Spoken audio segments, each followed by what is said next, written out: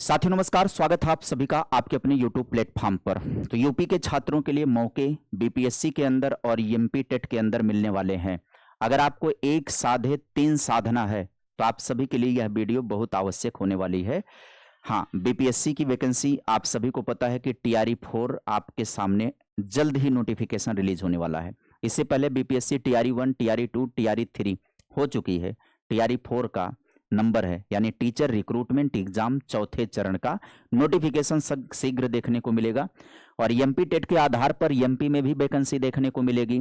और बात करेंगे हम सभी लोग कि आपको तैयारी कौन सी करनी चाहिए।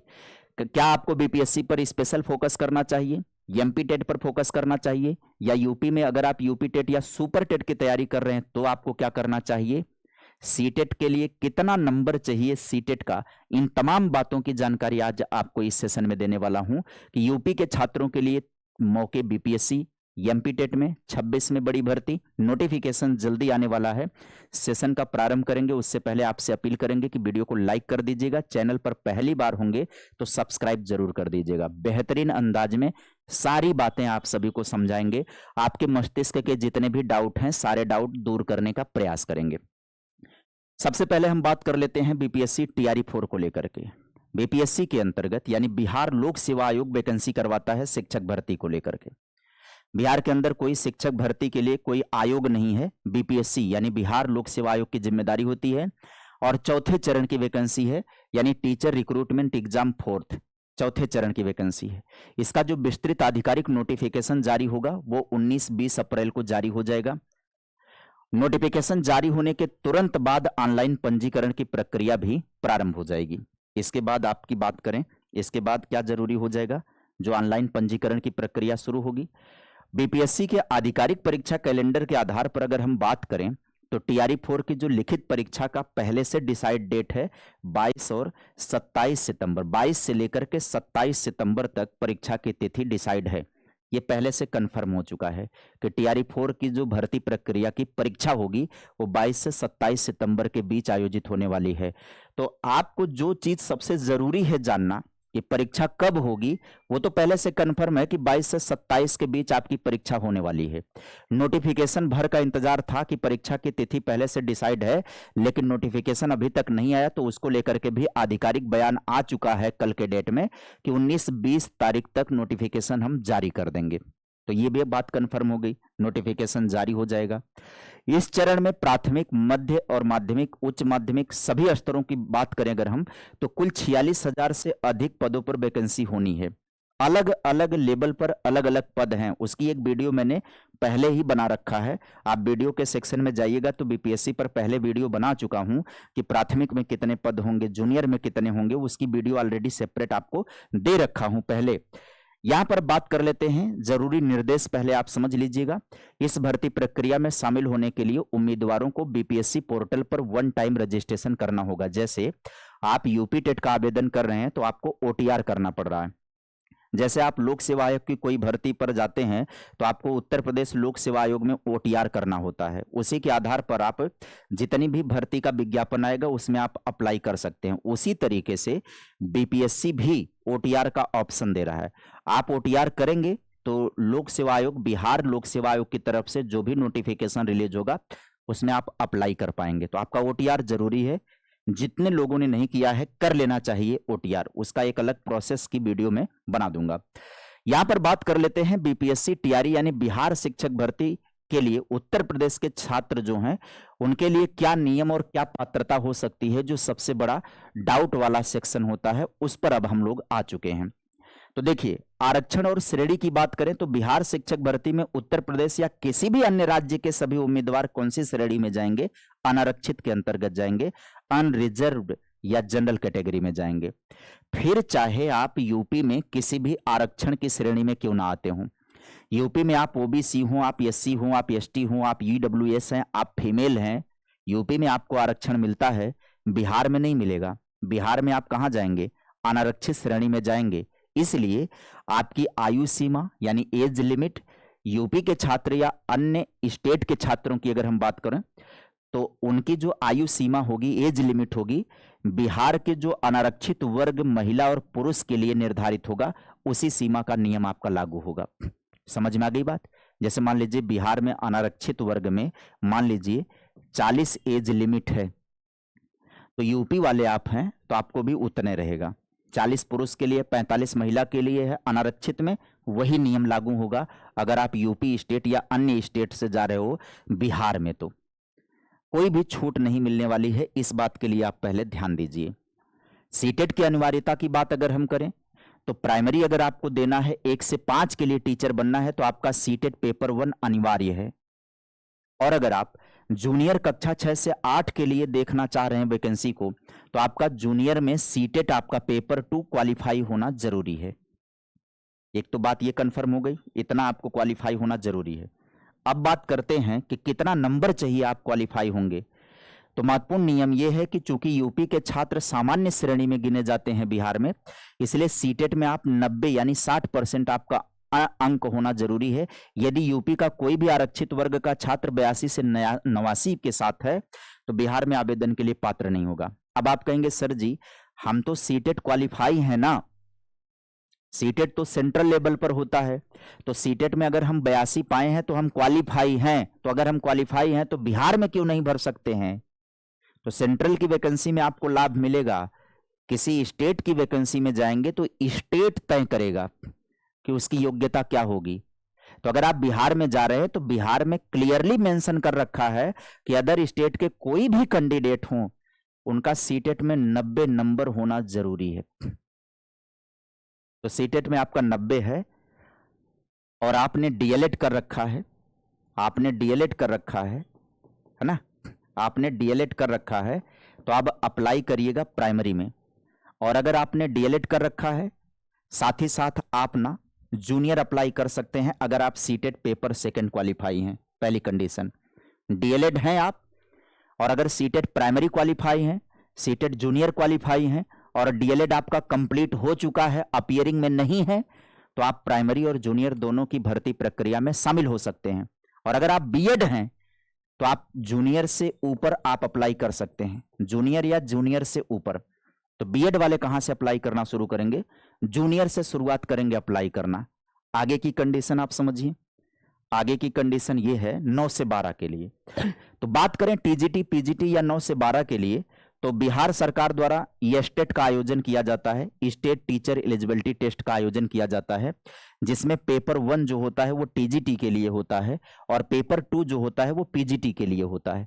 तो जो भी विद्यार्थी इससे पहले जो स्टेट का आयोजन हुआ है, अभी हाल फिलहाल में स्टेट का आयोजन हुआ है, जो लोग इसमें अपीयर हुए हैं वो लोग टीजीटी पीजीटी की वैकेंसी में शामिल हो सकते हैं। अगली कहानी अब आप समझिए, यह परीक्षा बिना किसी निगेटिव मार्किंग के आयोजित होती है। भाषा के 30 प्रश्न होते हैं जिनमें से 30% यानी 9 नंबर लाना जरूरी होता है जो क्वालिफाइंग होता है। इसके अलावा दूसरे पेपर या मुख्य पेपर की बात करूं तो सामान्य अध्ययन का पेपर होता है। इसमें प्राथमिक गणित होगी, मानसिक क्षमता होगी, सामान्य विज्ञान होगा, सामाजिक विज्ञान, इतिहास, भूगोल, राजनीति विज्ञान होगा, भारतीय राष्ट्रीय आंदोलन होगा, पर्यावरण होगा, ये होगा। यानी कि मैथ, साइंस, हिस्ट्री, ज्योग्राफी ये शामिल होगा। और ये कंडीशन प्राथमिक में कैसे लागू होगा, तो अगर आप प्राथमिक में शामिल होंगे तो आपको 30 भाषा के होंगे और 120 आपके जीएस के होंगे, कुल 150 होंगे। भाषा क्वालिफाइंग है, 120 आपका मेरिट बनेगा इसी के आधार पर। अगर आप जूनियर के लिए देख रहे हैं तो जूनियर में 30, 40 है ना, 80 ये कंडीशन बनेगी जूनियर के लिए। ये है 1 से 8 की कंडीशन में बता दूं, सॉरी 6 से 8 की कंडीशन। अगर आप जूनियर का टीचर बनना चाहते हैं 6 से 8 के लिए तो आपका 30 जो है वो भाषा पूछा जाएगा, 30 आपका भाषा होगा, 40 आपका जीएस होगा और 80 आपका होगा सब्जेक्ट स्पेसिफिक। 80 आपका कौन सा होगा, सब्जेक्ट होगा। 80 सब्जेक्ट में जैसे मान लीजिए लैंग्वेज हो गया, जैसे हिंदी का टीचर बनना है तो हिंदी के 80 क्वेश्चन आएंगे। अगर आपको हिंदी के अलावा दूसरे सब्जेक्ट का टीचर बनना है एसएसटी का तो एसएसटी के 80 आएंगे। अगर आपको साइंस मैथ का बनना है तो साइंस मैथ के 80 आएंगे। ये होता है जूनियर का कंडीशन। तो जूनियर में आपका पाठ्यक्रम ये हो जाएगा और प्राथमिक आपका पाठ्यक्रम कौन सा हो जाएगा, 30 और 120 का पाठ्यक्रम हो जाएगा, ठीक। और बात करें टीजीटी पीजीटी के लिए तो उनका भी सब्जेक्ट आएगा। जूनियर स्तर से लेकर टीजीटी पीजीटी स्तर तक आपका मुख्य विषय पूछा जाएगा। और प्राथमिक में केवल 30 और 120 का ये कॉम्बिनेशन बनना है। ये आपका पाठ्यक्रम का परिचय हो गया कि आपको पाठ्यक्रम में क्या क्या पूछा जाएगा। और किसी भी प्रकार की जानकारी अगर आपको चाहिए बीपीएससी से रिलेटेड, वीडियो के कमेंट में लिखिएगा, मैं कमेंट देख लूंगा। मैं भले रिप्लाई ना करता हूं, लेकिन कमेंट सबका पढ़ता हूं, जैसी आवश्यकता होती है वीडियो बना देता हूं। बात करें एमपी टेट के भी अवसर आप सभी के सामने हैं। एमपी टेट 2026 की बात करें तो विस्तृत आधिकारिक नोटिफिकेशन मई या जून 2026 के आसपास जारी होने की पूरी संभावना है।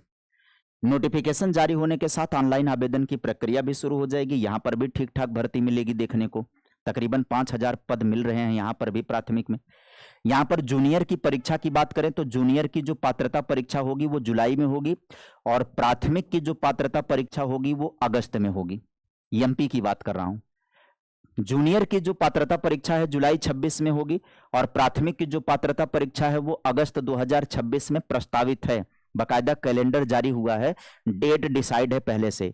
अब डेट जब पहले से परीक्षा की डिसाइड है तो इसका मतलब है क्योंकि परीक्षा जुलाई और अगस्त में प्रस्तावित है तो नोटिफिकेशन परीक्षा से 1.5-2 माह पहले तक जारी हो जाना चाहिए। नोटिफिकेशन आपका 1.5-2 महीने पहले जारी हो जाएगा। इसका मतलब है मई जून तक आपका नोटिफिकेशन देखने को मिल जाएगा। एमपी में 3 लेवल की वैकेंसी है। एक है वर्ग 1, एमपी टेट वर्ग 1। एमपी टेट वर्ग 1 की बात करें तो यहां पर पीजीटी स्तर यानी 11-12 के लिए ये होगा। एमपी टेट वर्ग 2 की बात करें तो माध्यमिक शिक्षक 6 से 8 के लिए आयोजित होगा। वर्ग 3 की बात करें तो प्राथमिक शिक्षक कक्षा 1 से 5 के लिए आयोजित होगा। अब एमपी में जो सिलेक्शन प्रोसेस होता था पहले उसको समझिएगा। बिहार की तरह मध्य प्रदेश में भी यूपी के उम्मीदवारों को सामान्य श्रेणी में ही रखा जाता है। पहले एमपी में 2 परीक्षाओं का आयोजन किया जाता था।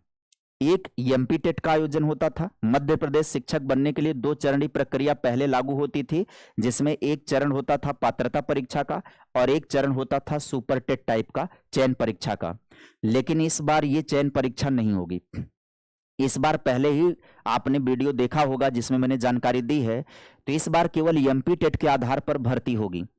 बीच में एक और नियम बदल रहा था कि कॉमन परीक्षा का आयोजन करने को लेकर के आधिकारिक प्रयत्न किए गए, लेकिन अभी तक उस पर निर्णय नहीं हो पाया है। तो ऐसा माना जा रहा है कि केवल एमपी टेट के आधार पर ही भर्ती प्रक्रिया होगी, यानी चयन प्रक्रिया जो होगी वो एमपी टेट के बेस पर ही हो जाएगा। तो इसलिए एमपी टेट जरूरी हो जाएगा। जो विद्यार्थी ये सोच रहे होंगे कि हम सीटेट क्वालिफाई हैं तो वहां पर एमपी में भी शामिल हो सकते हैं, नहीं, एमपी में आपको एमपी टेट देना जरूरी है। उसी के बेस पर आपकी वैकेंसी होगी। कितना नंबर आपको एमपी में क्वालिफाई करना होगा? एमपी के लिए आपको 90 नंबर चाहिए। अगर आप अदर स्टेट के हैं तो आपको 90 नंबर चाहिए। केवल आरक्षण का जो नियम है वो एमपी के मूल निवासियों के लिए लागू होगा। अदर स्टेट का कोई भी कैंडिडेट जाएगा उसको कितना लगेगा? उसको 90 नंबर चाहिए। 150 में से 60% अंक आपको लाना होगा। पाठ्यक्रम की प्रकृति की बात करें तो एमपी टेट में थोड़ा सा अधिक विश्लेषणात्मक सवाल पूछा जाता है। एमपी टेट की बात करें तो आगे बात कर लेंगे कि तीनों परीक्षाओं का कनेक्शन क्या है। अगर आप यूपी, बिहार और एमपी तीनों की तैयारी अगर आप कर रहे हैं तो क्या कनेक्शन हो सकता है?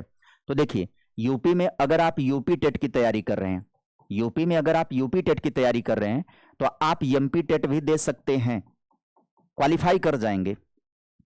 बहुत अच्छा नंबर नहीं, लेकिन क्वालिफाई कर जाएंगे। यूपी टेट के दम पर आप एमपी टेट क्वालिफाई कर जाएंगे, क्योंकि आप गलती वहीं पर मात खाएंगे थोड़ा जहां एमपी स्पेशल पूछा जाएगा। लेकिन फिर भी अगर आप यूपी टेट की तैयारी कर रहे हैं तो आप एमपी टेट क्वालिफाई कर जाएंगे। तो एक साधे 2 सध गया। अब एक साधे 3 साधने की बात आए। अगर आप यूपी में सुपर टेट की तैयारी कर रहे हैं, जाहिर सी बात है जब आपके पास संपूर्ण योग्यता है तो आप यूपी में सुपर टेट की भी तैयारी कर ही रहे होंगे, लंबे अरसे से कर रहे होंगे। तो अगर आप यूपी में सुपर टेट पढ़ रहे हैं तो आपका बिहार में भी काम आ जाएगा और एमपी में भी काम आ जाएगा। बिहार में जो आपका सिलेबस है, बिहार, अब देखो यूपी, बिहार और एमपी का 70% मैच कर जाएगा, कॉमन हो जाएगा। कारण उसको समझाएं कि अगर आप बीपीएससी तैयारी कर रहे हो और यूपी में सुपर टेट पढ़ रहे हो तो ये जो बाल विकास आप पढ़ रहे हो यूपी में सुपर टेट, ये आपका काम नहीं आने वाला है बिहार में। हाँ, लेकिन बिहार में हिंदी, अंग्रेजी, संस्कृत अगर आप पढ़ रहे हो तो ये काम आएगा, और यूपी में सुपर टेट पढ़ रहे हो तो सामान्य अध्ययन ये बिहार में भी काम आ जाएगा आपका। और अगर आप यूपी टेट की तैयारी कर रहे हो तो आपको एमपी टेट काम आ जाएगा। तो एक परीक्षा के साथ आपको 2 परीक्षाएं सध जाएंगी। यूपी में जितने लोग सुपर टेट पढ़ रहे हैं उनका बीपीएससी में काम हो जाएगा। बीपीएससी में आप लगे रहिए। अगर आप स्पेशली बीपीएससी पर फोकस कर देंगे तो आपका सुपर टेट नुकसान नहीं होगा। कोई ये सोचे कि हम धारा बदल देंगे, यूपी में सुपर टेट आ रहा हम उस पर फोकस करें कि बिहार में, आप बिहार पर फोकस करिए। यूपी का जीएस आपका तैयार हो जाएगा, आपका साइंस तैयार हो जाएगा, आपका लैंग्वेज तैयार हो जाएगा, आपका मैथ तैयार हो जाएगा, आपका रीजनिंग तैयार हो जाएगा। आपके सारे पोर्शन तो तैयार हो जा रहे हैं बीपीएससी अगर आप देने जा रहे हो तो। ठीक है, तो ये आपके काम आने वाले हैं, ये दोनों जगहों पर, बिहार में भी काम आने वाले हैं और यहां पर भी काम आने वाले हैं। मुझे लग रहा है कि इस तरीके का कोई भी डाउट अब आपके दिमाग में नहीं होना चाहिए। अब बात करें विषयों की वैचारिक स्पष्टता होने पर एक तैयारी से तीनों राज्यों की परीक्षाओं में प्रतिस्पर्धा की जा सकती है। मुझे नहीं लग रहा कि अब आपके सामने किसी भी प्रकार का कोई डाउट बच रहा होगा। बीपीएससी की वैकेंसी आपको शीघ्र दिख जाएगी। हाँ, एमपी में थोड़ा सा आपको एमपी टेट के जरिए जाना होगा, एमपी टेट के जरिए जाना होगा। और ये भी आपको पता है कि इसकी परीक्षा एमपी टेट की कब है, तो यहां पर अगर आप प्राइमरी और जूनियर में जा रहे हैं तो आपको जुलाई और अगस्त में परीक्षा देने को मिल जाएगी। अगस्त में, जुलाई और अगस्त में परीक्षा देने को मिल जाएगी। और बीपीएससी की बात करें तो बीपीएससी की बात करें टीआरई 4 की, तो ये आपको परीक्षा कब मिल रही है देने को? ये आपको सितंबर में देने को मिल रही है। ये परीक्षा आपको सितंबर में, यानी जुलाई अगस्त के बाद भी आपको सितंबर में फिर से परीक्षा मिलेगी। तो लगातार आपको तैयारी करते रहना चाहिए। यहां पर भी आपको मौके हैं, वहां पर भी आपको मौके हैं, दोनों जगहों को साध लो।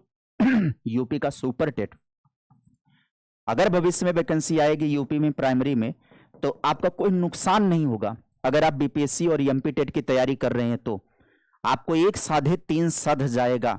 तो स्मार्ट रणनीति बनाइए, तैयारी करिए और आप सफल होइए। आपको ढेर सारी शुभकामनाएं।